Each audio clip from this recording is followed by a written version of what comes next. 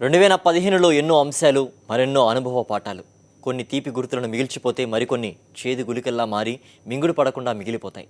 ఇక ఏడాది కాలం మరికొందరికి ఖేదాన్ని మిగిల్చింది. కొందరు తారాపదంలోకి దూసుకుపోతే మరికొందరికి స్పీడ్కు బ్రేకులు పడ్డాయి. ఇప్పుడు సంవత్సరం చివరి రోజులకు చేరుకున్నాం. సో ఏడాది కాలంలో జరిగిన పరిణామాలను సమీక్షించుకోవాల్సిన సమయం వచ్చేసింది. తెలుగు రాష్ట్రాలను కుదిపేసిన ప్రధాన నేర సంఘటనల ముఖ్యాంశాలు ఓసారి పరిశీలిద్దాం. ఈ ఏడాది తెలంగాణ పోలీసులు తోటాలకు పనిచెప్పారు. వరంగల్, నల్గొండ జిల్లా సరిహద్దుల్లో తీవ్రవాద ముఠాను మట్టుపెట్టేశారు. ఓరుగల్లు కిల్లాలో 2 మావోయిస్టులను ఎన్కౌంటర్ చేసేశారు. 2015లో పోలీసుల ఎన్కౌంటర్లపై సాక్షి స్పెషల్ స్టోరీ.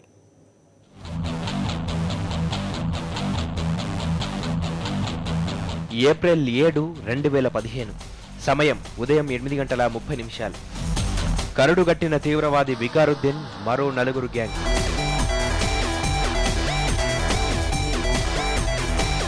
వీరిని వరంగల్ జైలు నుంచి హైదరాబాద్కు తరలిస్తున్నారు.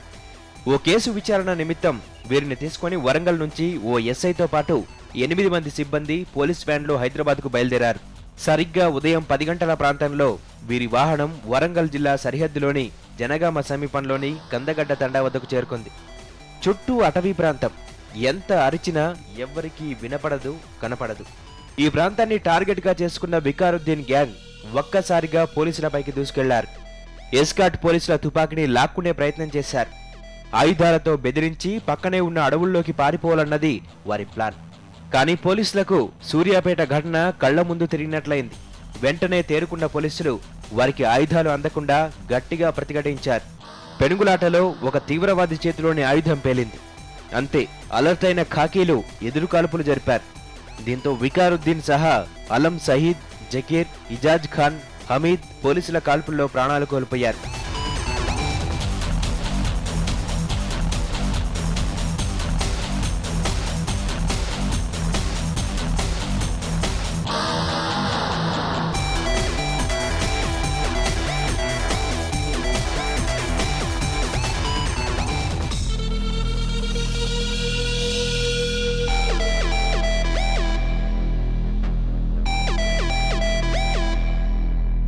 మరోవైపు తన కుమారుణ్ణి పోలీసులు కావాలనే చంపారని వికారుద్దీన్ తండ్రి ఆరోపించారు.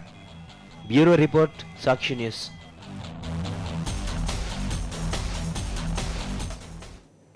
సైకో, భీకరమైన రూపం, కర్కశమైన ప్రవర్తన. ఇది సాధారణంగా జనం ఊహించుకునే ఆలోచన. వీటికి భిన్నంగా సాఫ్ట్గా ఉంటూ అమాయక యువతుల జీవితాలతో చెలగాటమాడుకున్నాడు సైకో మధు. 2015 సంవత్సరంలో మధు ఉదంతం యావత్ మహిళా లోకాన్ని విస్మయానికి గురిచేసింది.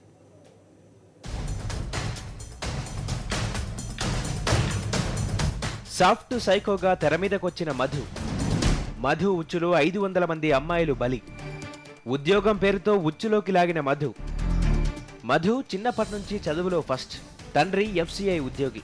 చిన్న వయస్సులోనే పెద్ద ఉద్యోగం సంపాదించిన మధు 1-2 తప్పులు చేసి కొలువు పోగొట్టుకున్నాడు. ఇక అక్కడి నుంచి వికృత రూపం బయటపెట్టాడు. హైదరాబాద్కు మకా మార్చి ఒక జాబ్ కన్సల్టెన్సీని తెరిచాడు.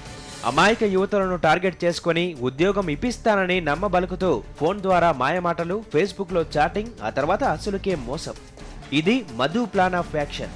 SSC హాల్ టికెట్లు, ఇతర అప్లికేషన్లలో ఉన్న డాటాతో అమ్మాయిల అడ్రస్ తీసుకునే మధు తర్వాత కామక్రీడ ముగ్గులోకి దించుతాడు. ఇలా దాదాపు 500 మంది అమ్మాయిలను ట్రాప్ చేసినట్టు బయటపడింది.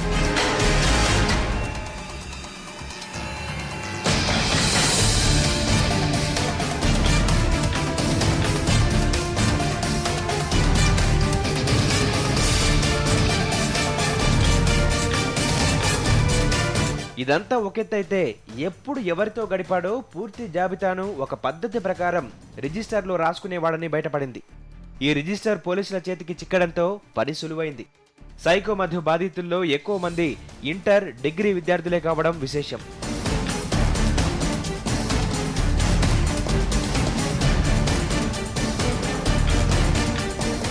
కస్టడీలో మధును విచారించిన పోలీసులకు కళ్ళు బైర్లు కమ్మే నిజాలు తెలిసాయి.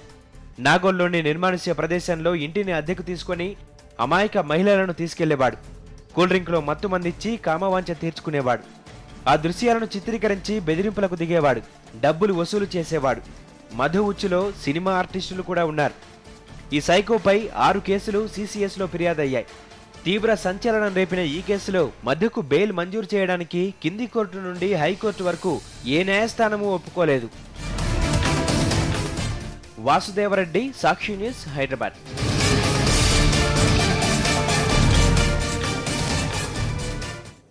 ఫేస్బుక్లో ఫ్రెండ్షిప్ పేరుతో యువతులను మోసగించిన పోకిరి మాజిద్ ఉదంతం 2015 సంవత్సరంలో సంచలనం సృష్టించింది. టెక్నాలజీలో ఆరితేరిన మాజిద్ ఫేక్ అకౌంట్లతో గర్ల్స్కు గాలం వేయడంలో దిట్ట. పర్సనల్ డీటెయిల్స్ సేకరించి బ్లాక్మెయిల్కు దిగి సైబరాబాద్ పోలీసులకు అడ్డంగా దొరికిపోయాడు.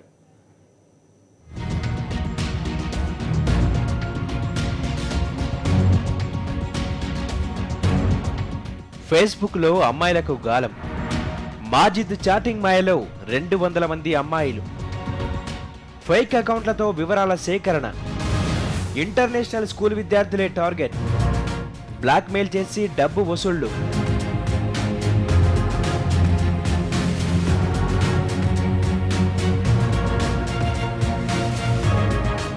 మహానగరంలో ఈ ఏడాది సైబర్ నేరాలు పెరిగిపోయాయి. రోజుకో కొత్త రకం కేసులతో అమ్మాయిల గుండెల్లో గుబులు రేపాయి.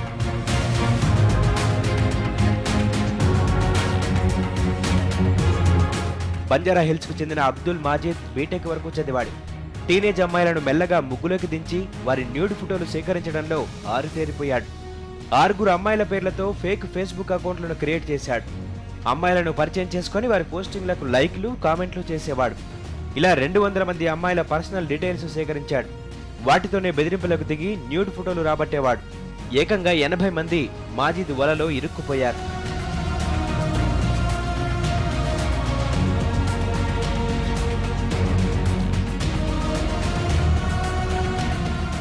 ఇంటర్నేషనల్ స్కూల్లో చదివే కొందరు అమ్మాయిలు మాజిద్ వలలో అడ్డంగా పడిపోయారు. సైబర్ నేరగాడి ఉచ్చులో 8 నుంచి 12వ తరగతి చదువుతున్న అమ్మాయిలు ఎక్కువ మంది పడ్డారు. హైదరాబాద్కు చెందిన ఒక విద్యార్థిని మాత్రం తల్లి సాయంతో ధైర్యంగా పోలీసుల ముందుకు రావడంతో మాజిద్ గుట్టు రట్టయింది.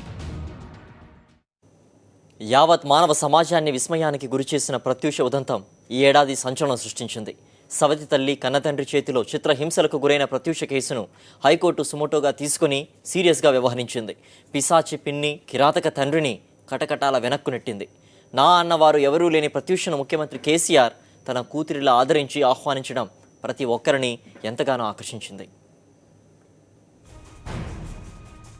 ప్రత్యూష అందరిలాగే ఓ సాధారణ అమ్మాయి.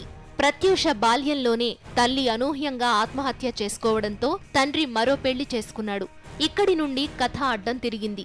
పిన్ని పిశాచిలా మారింది. చిన్న పిల్లాని కూడా చూడకుండా నానా కష్టాలు పెట్టింది. హైదరాబాద్ నాగోల్లో ప్రత్యూష దుస్థితిని గమనించిన స్థానికులు బాలల హక్కుల సంఘానికి ఫిర్యాదు చేశారు. రంగంలోకి దిగిన అధ్యక్షుడు అచ్యుతరావు అతి కష్టం మీద ఎల్బీనగర్ పోలీసుల సాయంతో నరకకూపం నుంచి విడిపించారు. ఆ సమయంలో ప్రత్యూష పరిస్థితి చూసిన ప్రతి ఒక్కరూ కంటతడి పెట్టారు. నిలువెత్తు గాయాలతో నడవలేని స్థితిలో చావుకు దగ్గరై కనిపించిన ప్రత్యూషను ఆస్పత్రిలో చేర్పించారు పోలీసులు. పిన్ని చాముండేశ్వరిని, తండ్రి రమేష్ను అరెస్టు చేసి రిమాండ్కు తరలించారు. ఎల్బీనగర్ గ్లోబల్ ఆస్పత్రిలో చికిత్స పొందుతున్న ప్రత్యూష గురించి సాక్షి ప్రత్యేక కవరేజ్ అందించింది. ప్రత్యూష బాధలు ఎలా బయటపడిందన్న దాంతోపాటు ఆరోగ్య పరిస్థితిపై అప్డేట్స్ ఇచ్చింది. వీటిని పరిశీలించిన హైకోర్టు సుమోటోగా కేసును స్వీకరించింది. వైద్యానికి అయ్యే ఖర్చును ఆస్పత్రి భరించింది.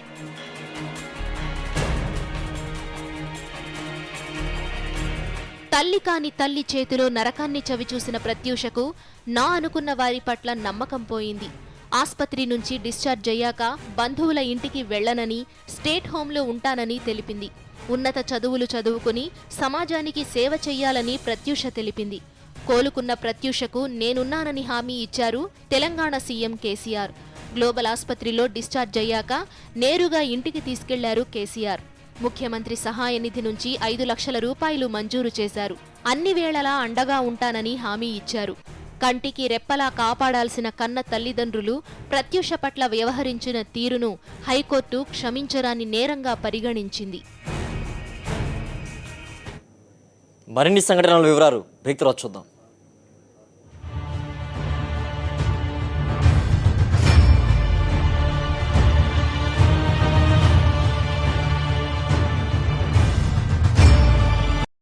ఈ ఏడాది చాలా సంతృప్తినిచ్చిందన్నారు Cyberabad police commissioner CV Anand. నేరాల శాతం తగ్గిందని, రికవరీలో రికార్డు సృష్టించామని చెప్పారు. 2 రోజుల్లో నూతన సంవత్సరంలో అడుగు పెడుతున్న నేపథ్యంలో ఈ ఏడాది జరిగిన నేరాలపై సైబరాబాద్ పోలీస్ ఉన్నతాధికారులు సమీక్ష నిర్వహించారు. ఈ ఏడాది 372 చైన్ స్నాచింగ్ కేసులు నమోదయ్యాయన్నారు. మహిళలపై వేధింపులకు సంబంధించి 2518 కేసులు నమోదయ్యాయన్నారు. కొత్త సంవత్సరంలో షీ టీమ్స్ను మరింత మెరుగుపరిచి మహిళలపై వేధింపులను కూడా అరికట్టేందుకు ప్రయత్నిస్తామన్నారు. వెరీ సాటిస్ఫైయింగ్ ఇయర్ అని చెప్పుకోవచ్చు సైబరాబాద్ పోలీస్కి. అన్ని ఆస్పెక్ట్స్లో అన్ని బ్రాంచెస్ ద్వారా మంచి పర్ఫార్మెన్స్ చూడడం జరిగింది. ఈ సంవత్సరంలో highest recovery in the state Cyberabad పోలీస్కి దక్కింది. 79% రికవరీ అనేది సైబరాబాద్కే రికార్డు. మనం టోటల్ నెంబర్ ఆఫ్ ఎఫ్ఐఆర్స్ చూసుకుంటే ఈ సంవత్సరం 30,000 దాటింది. That's a watershed. Free రిజిస్ట్రేషన్కి ఇది నిదర్శనం. 30,527 ఎఫ్ఐఆర్లు ఈ సంవత్సరం ఇష్యూ చేయడం జరిగింది. గత సంవత్సరంతో పోల్చుకుంటే 6% ఇంక్రీజ్ ఉంది. ప్రాపర్టీ క్రైమ్ ఏదైతే చాలా ముఖ్యంగా చూస్తామో ఆ సంఖ్య మీరు ఆ పింక్ కలర్లో చూడొచ్చు. గత సంవత్సరంతో పోల్చుకుంటే 8% తగ్గింది. అండ్ 2013తో కంపేర్ చేస్తే 19% తగ్గింది. ఆల్మోస్ట్ 70% పైన స్నాచింగ్ కేసెస్ డిటెక్ట్ అయ్యాయి. మళ్ళీ anti chain snatching teams, chase and catch teams పెట్టడంతో సైబరాబాద్ ఏరియాలో స్నాచింగ్స్ బాగా తగ్గాయి. ఒక murder for gain, dacoity, robbery,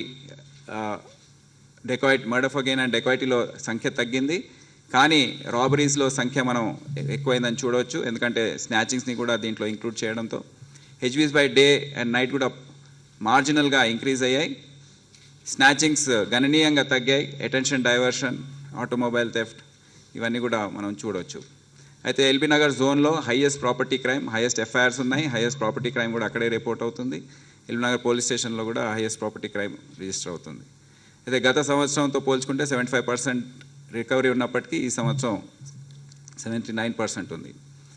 crime against women అనేది చాలా ఇంపార్టెంట్ సబ్జెక్ట్. ఈ సంవత్సరం 8% ఇంక్రీజ్ మనం ఎఫ్ఐఆర్స్లో చూస్తున్నాం. డౌరీ మర్డర్స్, డౌరీ డెత్స్ ఇవి కూడా కొద్దిగా మార్జినల్గా ఇంక్రీజ్ ఉన్నాయి. అండ్ రేప్స్ కూడా 9% ఇంక్రీజ్ కనిపిస్తుంది. దీని ద్వారా ఎటువంటి ఆందోళన చెందే అవసరం లేదు, ఎందుకంటే we take it as a positive sign. She teams activities ద్వారానే దాదాపు 550 పెట్టి కేసెస్ అండ్ 110 ఎఫ్ఐఆర్స్ ఇష్యూ అయ్యాయి. దాంట్లో 825 ఒఫెండర్స్ని తీసుకురావడం, అరెస్ట్ చేయడం అనేది, కౌన్సిలింగ్ చేయడం అనేది జరిగింది. దీని ద్వారా ఈవ్ టీసింగ్ అనే న్యూసెన్స్ ఏదైతే ఉందో అది చాలా మటుకు కంట్రోల్ అయినట్టు మనకు ప్రజల నుండి ఫీడ్బ్యాక్ వస్తూ ఉంది. ఈ షీ టీమ్స్ యాక్టివిటీ కూడా వచ్చే సంవత్సరంలో చాలా మేము మెరుగుపరిచి స్ట్రెంథన్ చేసి ముందుకు తీసుకెళ్తాం. ఈ ఏడాది అనంతలో 2 భారీ ప్రమాదాలు చోటు చేసుకున్నాయి. ఒకటి రోడ్డు ప్రమాదం అయితే మరొకటి రైలు ప్రమాదం. ఈ 2 100 మీటర్ల పరిధిలోనే జరిగాయి.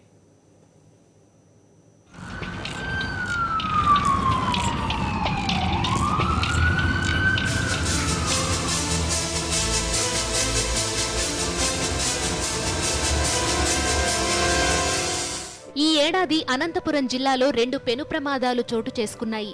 2015వ సంవత్సరం ప్రారంభంలోనే పల్లె వెలుగు ఆర్టీసీ బస్సు ఓ లోయలోకి పడింది.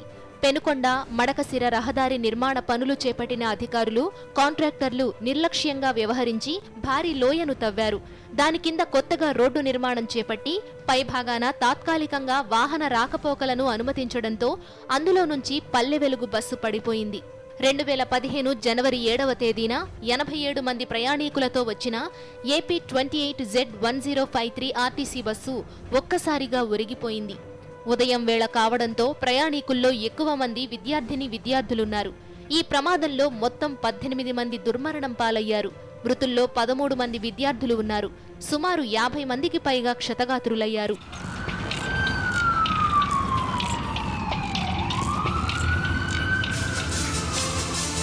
2015 ఆగస్టు 7న నాందేడ్ ఎక్స్ప్రెస్ అనంతపురం జిల్లాలో ప్రమాదానికి గురయింది. తెల్లవారుఝామున పెనుకొండ సమీపంలోకి రాగానే నాందేడ్ ఎక్స్ప్రెస్ రైలును వేగంగా వచ్చిన లారీ ఒకటి ఢీకొంది. తొలుత రైల్వే గేటును ఢీకొన్న లారీ ఆ తరువాత రైలును ఢీకొంది. లారీలో ఉన్న సుమారు 40 టన్నుల భారీ రాయి ఒకటి ఏసీ బోగీలకు తాకుతూ వెళ్లడంతో 5 మంది మృతి చెందారు. ఇందులో కర్ణాటక రాష్ట్రానికి చెందిన కేంద్ర మాజీ మంత్రి, సిట్టింగ్ ఎమ్మెల్యే వెంకటేష్ నాయక్ కూడా ఉన్నారు.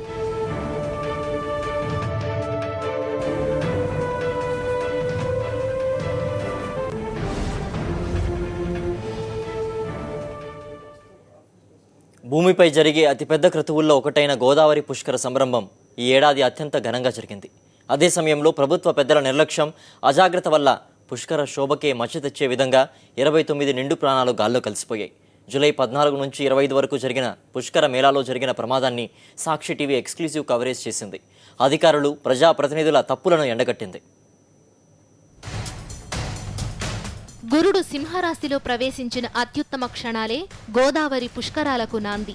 3 కోట్ల మంది దేవతలు నదిలో కొలువుంటారని, అశ్వమేధ యాగాలు, రాజసూయ యాగాలు చేసిన పుణ్యఫలం పుష్కర నదిలో స్నానం చేస్తే కలుగుతుందని భక్తుల నమ్మకం.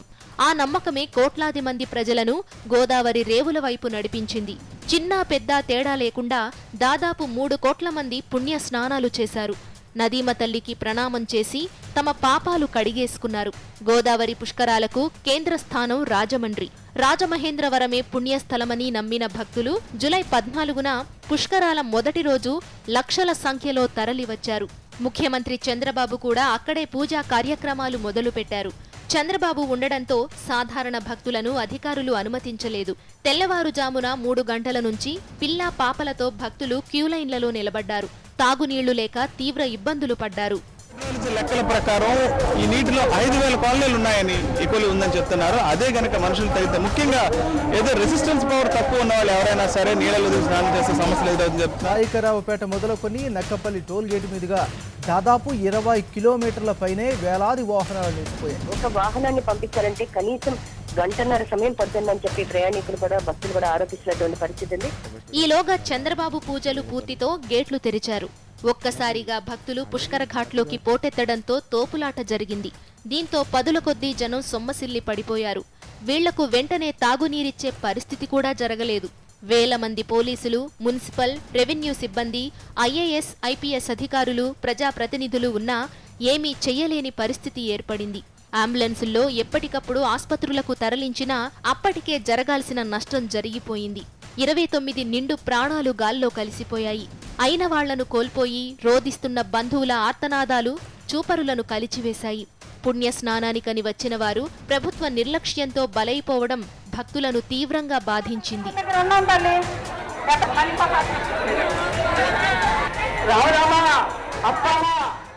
2015లో పచ్చని అడవిలో వెచ్చని నెత్తురు పారింది. కొన్నేళ్లుగా ప్రశాంతంగా ఉన్న అడవుల్లో మళ్లీ తుపాకీ మోతలు వినిపించాయి. వరంగల్ అడవుల్లో పేలిన తోటాలకు 2 మావోలు నేరకొరిగారు. ఎదురు కాల్పుల ఫలితమని పోలీసులు చెప్పుకొచ్చారు. బూటకపు ఎన్కౌంటర్ అని పౌర హక్కుల నేతలు ఆరోపించారు. మేడారం సాక్షిగా జరిగిన ఈ ఘటన 2015 తెలంగాణ రాష్ట్ర చరిత్రలో మచ్చగా మిగిలిపోయింది. తెలంగాణలో మళ్లీ తుపాకీ మూత మోగడం కలకలం రేపింది. వరంగల్ జిల్లాలో జరిగిన ఎన్కౌంటర్ మావోయిస్టుల కదలికలను బహిర్గతం చేసింది. తాడ్బాయి ఎన్కౌంటర్లో 2 మావోయిస్టులు మహిత అలియాజ్ శృతి, విద్యాసాగర్ హతమయ్యారు. విద్యాసాగర్ మాజీ నక్సలైట్. ప్రజలు కోరుకున్న తెలంగాణ ఇది కాదని జూన్ 1న ఫేస్బుక్లో కామెంట్ కూడా చేశాడు. ఇక ఎంటెక్ చదువుతున్న శృతి ఏడాది క్రితం ఉద్యమంలోకి వెళ్లినట్టు తెలుస్తోంది. ఆమె తండ్రి సుదర్శన్ ప్రభుత్వ టీచర్, విరసన్లో సభ్యుడు కూడా. టార్గెట్లు పెట్టి ఇన్ని ఎన్కౌంటర్లు ఎందుకు జరగలేదని ప్రశ్నించిన సమయాలనే అంటారు. ఒక police officer, senior police officer retired ఉన్నారు, ఆయన అంటున్నారు రాజకీయ నాయకులు ఏం చెప్పరు మాకు ఎన్కౌంటర్లు చేయమని అంటున్నారు. తెలంగాణ పల్లెల్లో ఒక రకమైన భద్రత, శాంతి రావాలి అని మనం కోరుకున్నాం. గత ఎన్నికల సమయంలో మావోయిస్టులు ప్రజల మిత్రులంటూ కేసీఆర్ కొనియాడారు.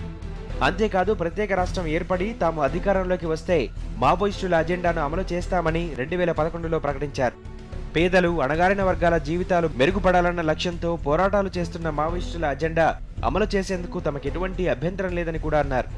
కేసీఆర్ చేసిన ఈ ప్రకటన తర్వాత తెలంగాణలో మావోయిస్టుల కదలికలు చాలా మటుకు తగ్గినట్టే కనిపించాయి. తెలంగాణలో చివరిసారి 2010లో వరంగల్ జిల్లా రేగొండ మండలం కోటంచెలో ఎన్కౌంటర్ జరిగింది. ఆ ఎన్కౌంటర్లో Khammam, Karimnagar, Warangal action team incharge Daya alias Raju హతమయ్యాడు. 2011 ఫిబ్రవరిలో వరంగల్ జిల్లాలోని ఏపీ రేయాన్స్ ఫ్యాక్టరీ ఉన్నతాధికారి రామకృష్ణను మావోయిస్టులు చంపేశారు. ఆ తర్వాత ఎక్కడా మావోలు ఉనికి చాటుకోలేదు. ఈ ఏడాది మార్చి నుంచి మళ్లీ మావోయిస్టుల కదలికలు ఉన్నట్టు ఇంటెలిజెన్స్ వర్గాల సమాచారం. ఖమ్మం, వరంగల్ జిల్లాల్లో అక్కడక్కడ మావోయిస్టుల పోస్టర్లు, హెచ్చరికలు వినిపించాయి.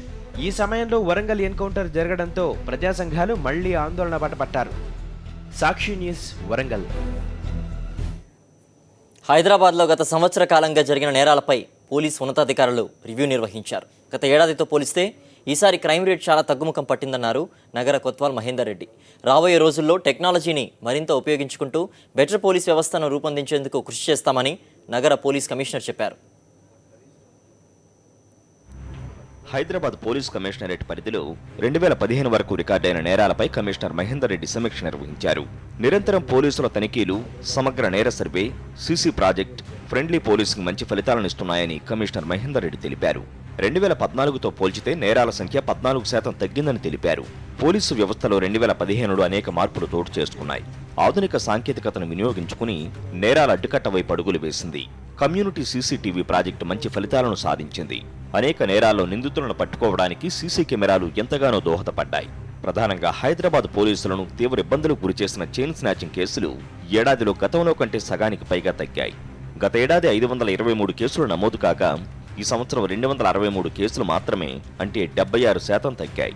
సొత్తు రికవరీ విషయంలో సైతం పోలీసులు మంచి ఫలితాలను సాధించారు. 60% పైగా రికవరీ సాధించారు. 50% తగ్గడం జరిగింది అన్నట్లు ఈ సంవత్సరం లాస్ట్ ఇయర్తో చూసినప్పుడు. మనకి లాస్ట్ ఇయర్ 523 కేసులు అయితే ఈ సంవత్సరం ఇప్పటి వరకు 263 కేసులు మాత్రము అవ్వడం జరిగింది. దాదాపుగా 50% రిడక్షను మనం సాధించగలిగాం.